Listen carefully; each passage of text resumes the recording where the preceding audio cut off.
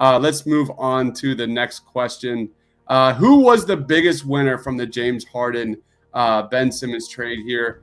For me, it was Sixers fans when Ben Simmons has to play the Sixers in a 7-game series in the playoffs, because there's going to be so many Frosties going down in that stadium. We're going to be eating good. No, I'm just kidding. Tyrese Maxey, for me, on the surface, Tyrese Maxey is going to get legit first-hand experience learning and playing next to one of the best pick-and-roll guards of all time. Tyrese Maxey averages 0.98 points per possession in the pick-and-roll as a ball handler, 83rd percentile. He's always been a terror as a gravity penetrator, elite at finishing at the rim. The idea of Maxey learning how to control that speed, and beat defenses with change of pace and becoming more crafty on all levels with the ball in his hands is just an unbelievable concept in my head. But then when you dig deeper, I think there's going to be a real trickle-down effect when it comes to lineup combinations, which we have been banging our heads here a lot lately over Doc's lineup combinations or inability to stagger appropriate lineups with the Sixers squad. The Sixers bench is 27th in the league in bench scoring. I'm hopeful that this trade will have this trickle down effect of Maxey getting more playing time with that second unit, which will be just a huge boost for this offense moving forward. And we got a special guest. My man Austin's been blowing up today. What's up, Austin? What's going on, fellas? It's always a pleasure. How are we? We're doing pretty down in the dumps, I think, overall. No, I'm just kidding. It's been a busy day, man. You've been quoted by every major news outlet today. It's been a hell of a day. I was actually sick about 2 hours between 4 and 6. Oh man, beat from the day, but it's been a wild one. What's your initial impressions of the trade, and how would you grade it, real quick?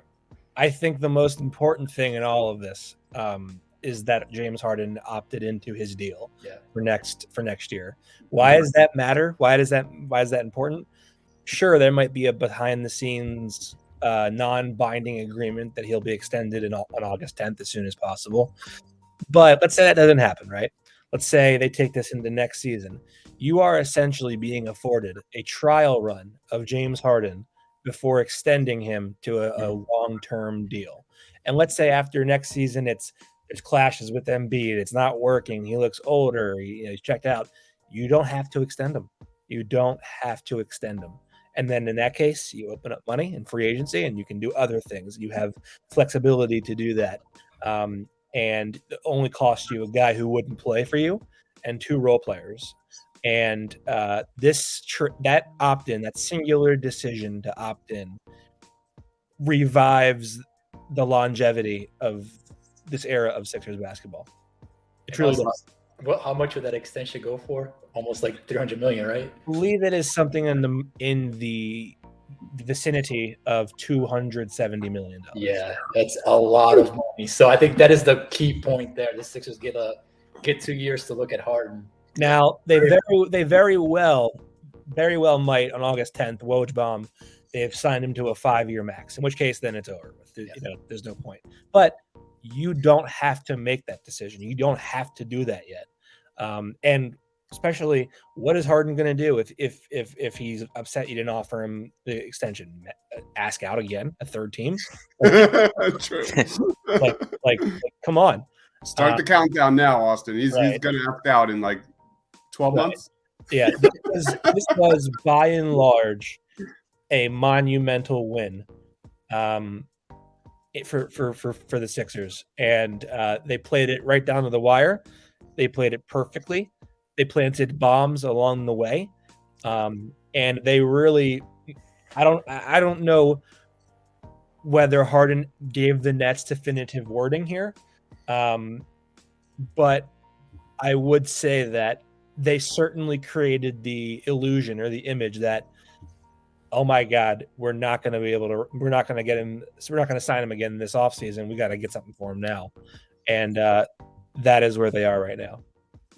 Man. And I go back to, Austin, your article months and months and months ago about how Daryl Morey absolutely played it right.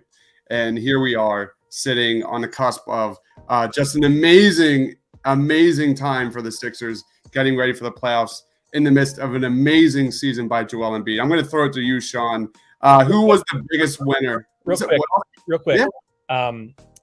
My understanding is that the Nets wanted Thibault because they believed that if they got Thibault and Simmons, those would be two Harden stoppers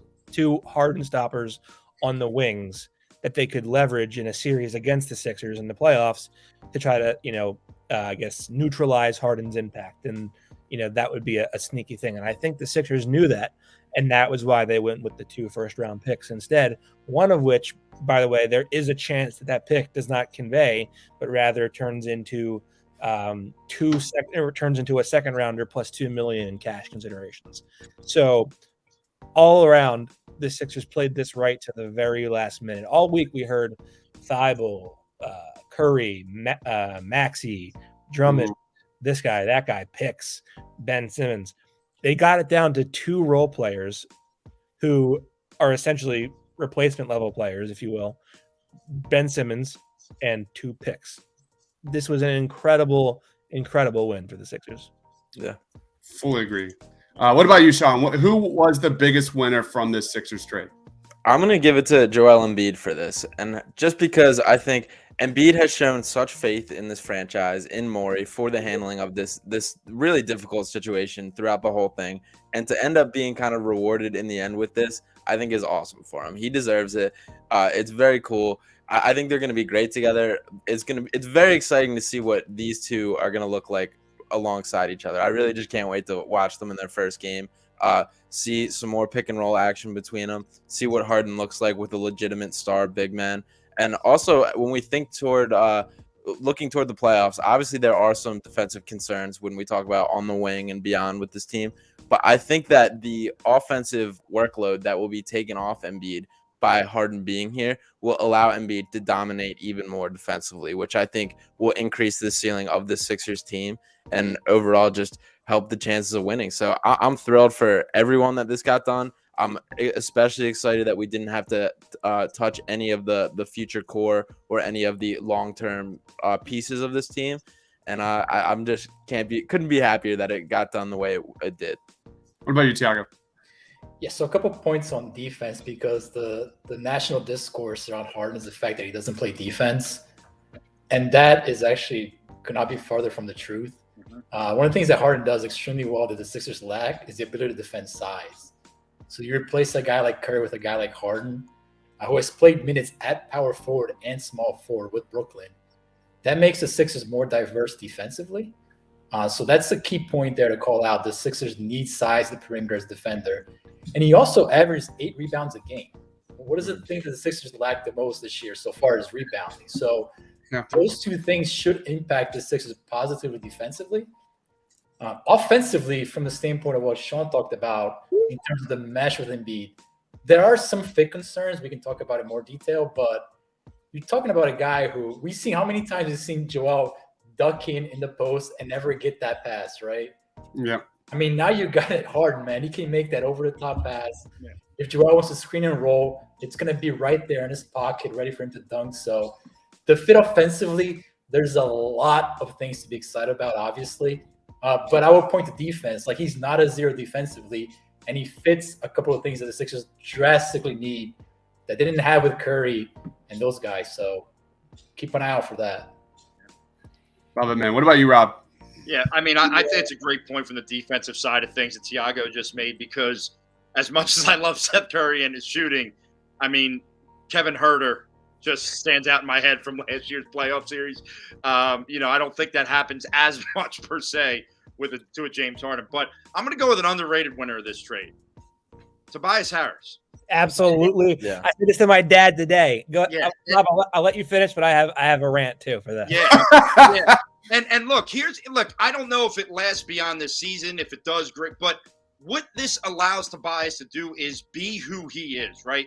Like, as I said on the show, I think I said this to Sean and Dives, I said to you Monday, take the money out of it with Tobias Harris. Tobias Harris is an excellent third option. Tobias Harris doesn't stink at basketball like many would like you to believe. He doesn't stink. Like, he's a good player. But he was being asked to do so much, and not having been there crushed him this year. I mean, it really did. It hurt him, and he started to come on. But now he can just go play. He doesn't have to score 25, 30 when you have James Harden and Joel Embiid out there. He can go play his game and be Tobias Harris, that the good Tobias that we've seen. So to me, one of the biggest winners is this whole thing is a guy that now gets a little bit of pressure, a lot of pressure really, taken off of him, so he can go play and be Tobias Harris, not have to be the second option on a championship contender.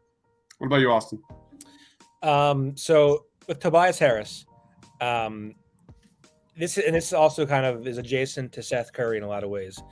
The reason that you have to include Seth Curry is because of how poorly Ben played in the playoffs, and this wasn't more of a 1-for-1 type deal, and he becomes a casualty of this situation, and he has to go to Brooklyn now and face Ben Simmons, as a teammate again, and try to get along with him and like him, despite knowing that he had to be included along in the package, which is the business, but I can't imagine a player likes that, being included in that trade.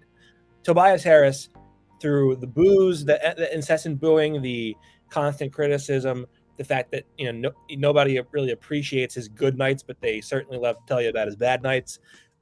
He soldiered through it, and he kind of owned up to it all year long. He's coming on now, and I am happy for him. I'm happy for him as a person that he gets to take part in this experiment the Sixers are going to the Sixers are going to do, instead of being traded to a third-party team like Oklahoma City as a salary dump. I would think for him, he is very excited and very happy. But here's the question: say the Sixers fail in the postseason this year. Oh, then he's Is he the next shoe to drop? And I will tell you this: That's what I said. Absolutely, He's the winner for the next 4 or 5 months. If he We don't isn't the know where next, it's going to go from there. if he isn't the next shoe to drop, I can tell you who is. Doc Rivers. Please. I was going to... and I will tell you this: Doc now has no excuses for not for not staggering. I better never see a full bench lineup again. No. Yeah. And I would even venture to say that the that the Sixers are probably best off putting Maxey on the bench, letting him run the second unit, starting Danny Green, starting Thibault, starting obviously Harris, Embiid, and Harden. I don't think Harden's coming off the bench. So I think for the purposes of gelling the team together and continuity and not compromising what Maxey is capable of doing, you put him at the second unit, you let him run the ball down everybody's throats, and then Harden does what he does. Yeah, amazing segue there, Austin. Go ahead, Sean. Sorry. Real quick, another guy that I think is a major winner of James Harden coming here is Danny Green. I think maybe excluding Tobias, Danny Green has been the biggest guy that's missed Ben Simmons. And to now have a guy that can distribute and just put a shot right into his shooting pocket, and just so he can turn into a catch and shooter, doesn't have to dribble, doesn't have to create, that's what he's best at. And when he can return to the role of being the simple Danny Green, that's where he's the most effective. And I think we're going to see that again. He's going to be a perfect complement with the starters. So I think there's going to be a rejuvenation in Danny Green for the rest of the season. Yeah. How about Matisse Thybulle? Yeah. How about Matisse Thybulle? Like, the dude is 99, 98 percentile at cutting to the basket. He's been unstoppable anytime he cuts to the basket. He now has a legitimate point guard running this offense that's going to find him on the back door, cutting to the basket. This could set up Matisse Thybulle as being a true impact player on this roster, man. Like, we've seen him just go through these like slumps and shooting slumps and just be pretty much a negative offensively. Like, this could be that little bump where Matisse becomes a major impactful player. Can I just want to add, Chris? Sorry, Rob. Just one more point on Matisse, because like the way that Brooklyn uses a guy like Bruce Brown with Harden, screen and cutting, like they can use the same type of stuff with Matisse. And on top of that, like Matisse now becomes playable late in games, right? Because you have Harden. So you can have Matisse out there defensively because you have that extra shot creator, that extra ball handler on the court. Whereas they try to fit Tease late in games with their lineups, but you can clearly see they were lacking ball movement, dribbling. So now you have Thibault fully entrenched in your crunch time lineup defensively because you have that Harden and B dynamic. So he's definitely winning for sure. I just wanted to kind of throw in there about Danny Green. You know, I know he struggled a little bit this year, but I think a lot of the hate he gets is because of the comments he made. And that's because people forget so quickly that when he went out in the Atlanta series, to me, that was one of the biggest things with that Atlanta series. Like, I don't think they lose a series if Danny Green's veteran presence, leadership on the floor is there. I think that they find a way to win it, even with all the other nonsense that was out there. It's exciting to see them with another prolific scorer, another prolific player, because I think really we could go through the list of all these guys. They all benefit from that. I think everybody on this team benefits from that. Now we got to see if Doc will learn not to play the full bench lineup ever again. I really thought that Furkan was going to be traded today. I really thought it. Really? Part of it was like stuff that I had heard, but still, like I was like, he ain't gonna be here. But I was wrong.